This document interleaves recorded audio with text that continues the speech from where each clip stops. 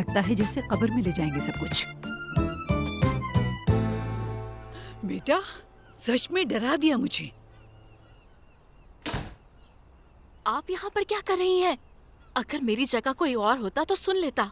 बिला वजह परेशान करना चाहती हैं क्या? अगर कोई आ जाता तो क्या होता? मैंने कोई गलत बात तो नहीं की। क्या कहा मैंने? मैं आपको यहाँ सेटल करने का सोच रही हूँ और आप हैं कि क्या बात है तुम्हारी? आंख झपकते ही कैसा खेल खेला तुमने। बहुत चालाक हो गई हो।